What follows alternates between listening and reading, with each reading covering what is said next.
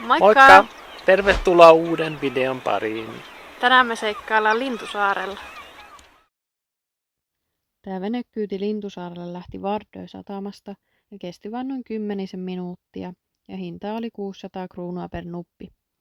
Lippuja ostaessa kysyttiin, että milloin haluamme palata takaisin ja otimme viimeisen paluuajan eli kello 5. Vene kulkee tuota väliä noin tunnin välein riippuen päivästä.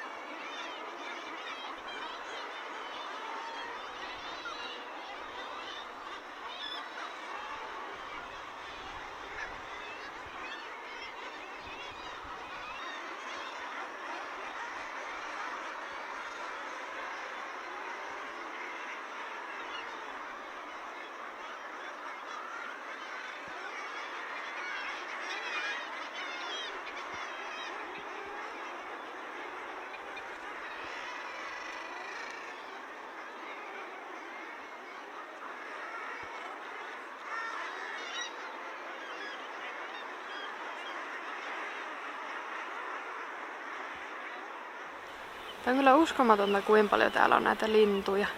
Joo, ja niin paljon erilaisia ja sitten niitä lentää koko ajan edestakaisin. Ja ei niinku tiedä oikein mihin kamera tarkentaisi, kun niitä on niin paljon. Ja jännä kuin lähelle niitä pääsee, että on nähnyt kuvia, mutta ei uskon, että pääsee kumminkin noin lähelle. Ja saa melkein jalkoihin kahtua, ettei astu kenenkään päälle.